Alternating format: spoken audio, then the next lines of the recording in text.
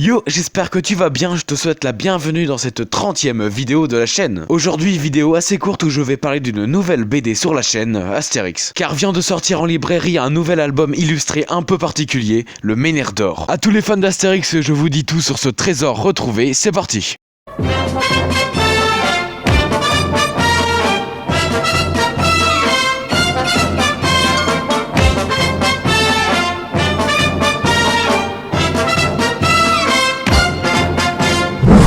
Le Menhir d'Or est en fait à la base un livre audio sorti en 1967. Il est scénarisé par Goscinny et dessiné par Uderzo. Et c'est ça qui rend la chose aussi magique, car pour tous ceux qui viennent de sortir de leur grotte, les deux auteurs sont malheureusement à présent tous deux décédés. Goscinny étant mort prématurément il y a déjà quelques décennies, et Albert Uderzo étant mort il y a juste quelques temps. Aujourd'hui succèdent à eux Didier Conrad au dessin et Jean-Yves Ferry au scénario qui font vivre de nouvelles aventures à Astérix. Les deux nouveaux auteurs ayant fait les 4 derniers tomes. Voilà, c'était juste pour contextualiser historiquement vite fait sans trop de détails. Mais donc pour revenir au Menhir d'Or, ce fameux livre audio de 1967 est peu à peu tombé dans l'oubli, jusqu'à ne plus pouvoir être trouvé nulle part, et donc devenir inexistant dans l'univers d'Astérix. Mais heureusement l'histoire ne s'arrête pas là et donc vous l'aurez compris, l'épave a été sortie de l'eau. Les illustrations ont été soigneusement restaurées pour nous permettre de remettre cette pépite au bout du jour. L'album illustré se présente donc comme ça avec les textes et à côté les illustrations. En parallèle on peut retrouver sur internet gratuitement l'audio de cette histoire qui a été refait à l'occasion. Je vous mets le lien dans la description. Donc pour conclure sur cette première partie, ce qui est magique avec le Menhir d'Or, c'est qu'on est en 2020 et qu'on a une nouvelle histoire de Goscinny et Uderzo. Une histoire inédite de Goscinny et Uderzo qui nous tombe du ciel en cette fin d'année. C'est pour ça que ce nouvel album illustré d'Astérix est si particulier et magique. Il me fallait d'expliquer tout ça avant de commencer réellement la vidéo. On va donc pouvoir à présent plonger au cœur de ce nouvel album illustré. Je vais tout d'abord parler dans cette deuxième partie de ce que raconte cet album illustré, le synopsis, et donc dans une ultime partie vous donner ensuite mon avis. Alors de quoi parle le Menhir d'Or? On y va.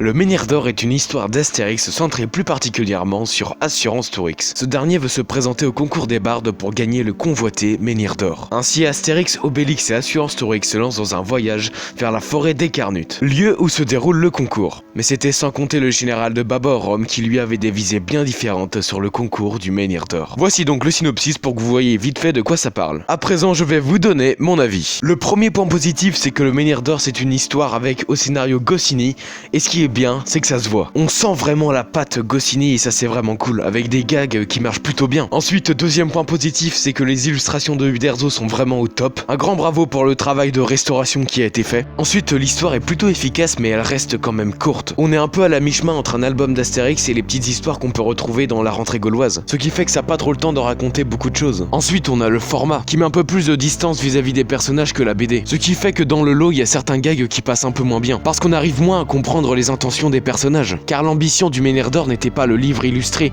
mais plutôt le livre audio. Et c'est là où à l'audio, les rares gags qui passaient moins bien, là ils passent beaucoup mieux, car on comprend les intentions grâce au jeu des doubleurs. Car oui, vraiment le doublage est très réussi. En plus, il y a des bruitages, de la musique. Après, ce qui est bien avec l'album illustré, c'est qu'on a les illustrations d'Albert Uderzo. C'est pour ça que le mieux pour découvrir le Menhir d'Or, c'est je pense d'acheter l'album illustré et de le lire en même temps d'écouter l'audio. Vraiment, je vous conseille vivement de faire ça, c'est comme ça que vous l'apprécierez le mieux. Ça vaut vraiment le coup d'écouter l'audio, surtout que l'histoire c'est un concours de chant. Donc voilà, le Menhir d'Or c'est une histoire un peu courte mais très efficace, et votre appréciation de l'œuvre va pas mal dépendre de comment vous la découvrez. Alors je vous encourage à accorder la plus grande attention à cette œuvre qui sonne comme un cadeau d'adieu. Laissez-vous porter par les gags de Goscinny et les illustrations d'Uderzo qui sont vraiment au top.